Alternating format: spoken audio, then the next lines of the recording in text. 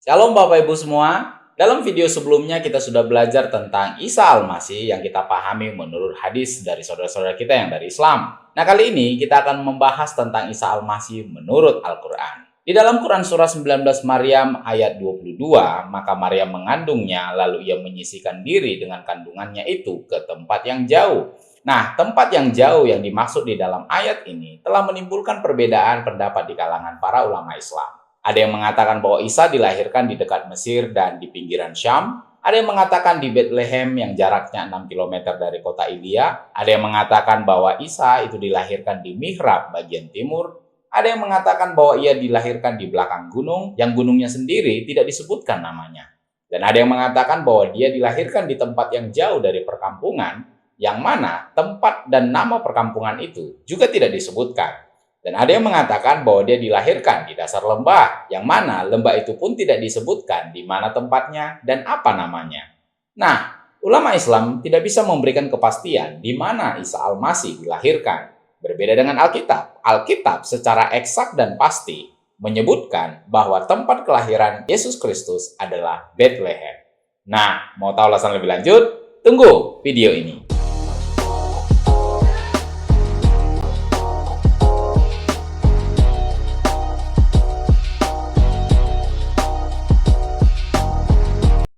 Kita dibantu oleh beberapa literatur Bapak Ibu. Literatur yang pertama adalah Tafsir At-Tabari, yang kedua adalah Tafsir Fathul Qadir, dan yang ketiga adalah Tafsir Ibnu Katsir. Di dalam Tafsir At-Tabari, di dalam tafsir ini Bapak Ibu, para ahli tafsir berselisih pendapat tentang tempat yang dipilih Maryam untuk melahirkan Isa. Sebagian berpendapat bahwa tempatnya di daerah dekat Mesir di pinggiran Syam. Mereka beralasan karena ketika Maryam hamil, ia lari dari kaumnya ke arah Mesir. Nah, para ulama mengatakan bahwa Maria itu lari dari kaumnya. Sementara di dalam Alkitab, Maria justru mendatangi tempat asal kaumnya.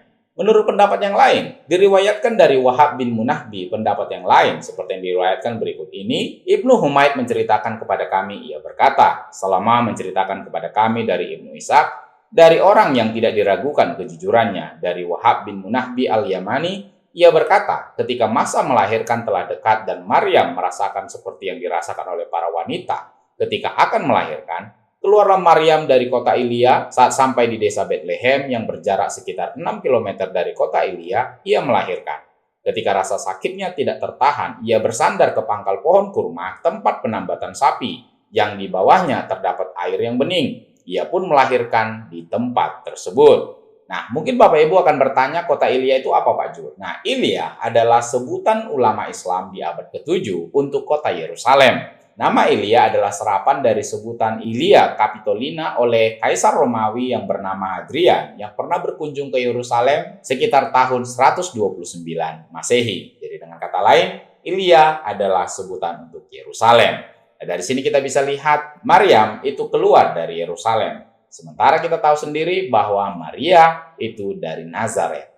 Menurut pendapat yang lain, sebagian ahli tafsir berpendapat bahwa ketika Maryam hendak melahirkan, ia keluar ke sebelah mihrab bagian timur, dan sesampainya di bagian ujung ia bersandar ke pangkal pohon kurma karena tidak mampu menahan rasa sakitnya. Ini merupakan pendapat As-Sudi yang di riwayatnya telah kami sebutkan sebelumnya. Nah, mungkin Anda akan bertanya, apa itu mihrab, Pak Jul? Nah, mihrab itu adalah tempat yang paling kecil di dinding paling depan masjid, Bapak Ibu, yang menunjukkan arah kiblat dan merupakan tempat imam memimpin sholat berjamaah. Jadi menurut pendapat sebagian ulama bahwa Isa Al-Masih dilahirkan di mihrab di bagian timur.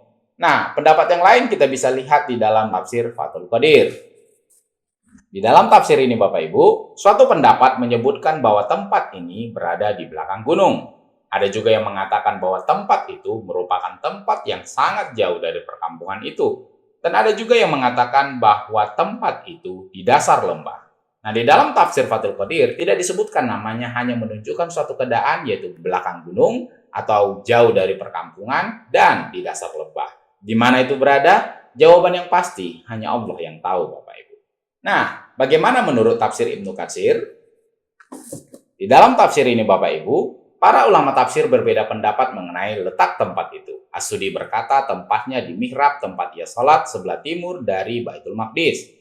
Wahab bin Munahbi berkata ketika itu ia melarikan diri, ketika ia baru sampai ke salah satu daerah antara Syam dan Mesir, tiba-tiba rasa sakitnya menimpanya. Dalam suatu riwayat dari Wahab diceritakan, saat itu jaraknya sekitar 8 mil dari Baitul Maqdis, di suatu tempat yang bernama Baitul Lahmi atau Bethlehem. Cerita tersebut telah ada dalam hadis tentang Isra yang diriwayatkan oleh An-Nasai dari Anas dan Baihaqi dari Sadat bin Aus bahwa tempat tersebut adalah Baitul Lahmi atau Bethlehem dan diakhiri dengan wallahu alam. Nah, dari sini kita bisa lihat Bapak Ibu, para ulama Islam berbeda pendapat tentang di mana letak Isa Al-Masih dilahirkan. Dan Ibnu Katsir menggunakan kata wallahu alam. Jadi Bapak Ibu, kita sudah melihat bahwa tempat kelahiran Isa saja menimbulkan beberapa perbedaan pendapat di kalangan ulama Islam. Ulama Islam tidak bisa memberikan kepastian di mana Isa Al-Masih dilahirkan.